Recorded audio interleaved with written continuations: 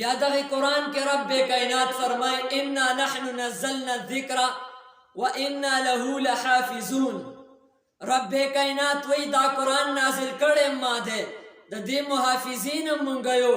ما ویل چې د یو شي ذمه رب کائنات په خپله واخلې، ځکه چې د تورات ذمه رب کائنات خپله نه وه اخیستې، د زبور انجیل د رب کائنات ذمه خپله نه وه اخیستې، لیکن د قرآن مجید ذمه رب کائنات خپله واخسته. رب وفرمایل انا نحن نزلنا الذکر و انا له لحافظون. رب فرمای زه محافظین یم. بیا ما ویل که دنیا که اسمان زمکې ته راکوزیږي او زمکه اسمان ته خیجي، خو په رب کعبه قسم چې دې قرآن کې تبدیلي څوک نشي کولی. ته وګوره تورات زبور انجیل په هغې کې تبدیلی شوي دي که نه دي شوي، په هغې کې تبدیلي راغلې ده که نه ده راغلې، په هغې کې یقینا چې تبدیلي راغلې ده، لیکن د دې قرآن ذمه چا اخیستې ده؟ د دې قرآن ذمه رب اخیستې ده. او رب وایي د دې محافظ هم زه یمه.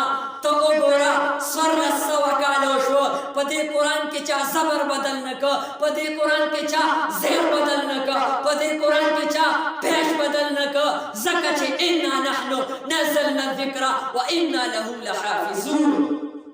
د قرآن مقابله څوک نشي کولی. رب کائنات فرمای چې د دې ذمه ما اخیستې ده. بیا زه ویمه که دنیا ټوکړې ټوکړې وشي، هغه انګریزان به راپاڅي. که څوک دا وایي چې زه به قرآن بند کړمه، که څوک دا وایي چې زه به قرآن ختم کړمه، زه به قرآن وسوځومه، زه به قرآن سره د مسلمان تعلق ختم کړمه. ما ویل په رب کعبه قسم هغه بدنونه به ټوکړې ټوکړې شي، هغه لاسونه به ذرې ذرې شي، هغه قدمونه به ټوکړې ټوکړې شي، هغه کلمونه به ختم شي، خو په رب کعبه قسم چې دا قرآن به محفوظ وي انشاءالله. یو ځل محمود الحسن رحمت الله علیه هغه راغی او د استاذ چې کوم پلار و هغه چې کوم هغه ډبې چې کوم ورته لاندې پروت و هغه اخوا شوی او چې کومه تقاضا وه لاندې پرېوتې وه.